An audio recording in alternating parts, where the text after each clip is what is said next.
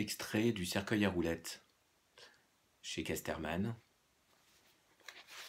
Anouar et les loups. Leïla prépare mon lit dans la chambre d'Anouar. Au mur sont punaisés des croquis de pattes et d'ailes d'oiseaux, de crocs de loup. Une chouette blanche empaillée suspendue au plafond tourne très lentement. À côté du lit se trouve une pile de documentaires sur les animaux, le premier sur les grands carnivores. Leïla suit mon regard en souriant. Anouar est un passionné, dit-elle en mettant une housse sur un matelas posé au sol. Elle regarde par la fenêtre. Je crains qu'il n'ait parlé d'orage juste pour que tu restes. Ça ne fait rien. Il est dans la forêt ?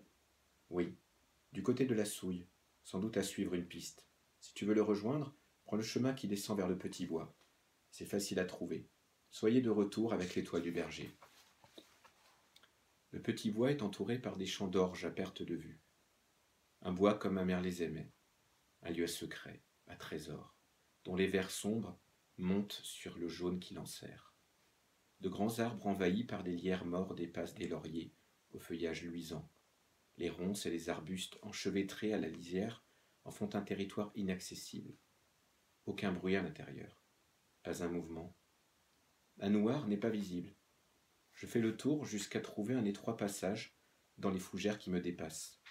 Une sente de bête, plutôt qu'un chemin d'homme. J'avance en faisant le moins de bruit possible sur des troncs et des souches pourries, entre deux murs de végétation. J'enjambe un sapin tombé en travers, dont la cime est restée coincée, haut dans la fourche d'un arbre. La présence soudaine d'Anouar, derrière le tronc, me pétrifie. Souriant, la tête baignant dans une lueur éclatante de soleil qui passe dans les frondaisons, il me fixe de ses yeux verts. Je savais que tu viendrais. Viens, je vais te montrer. À bientôt.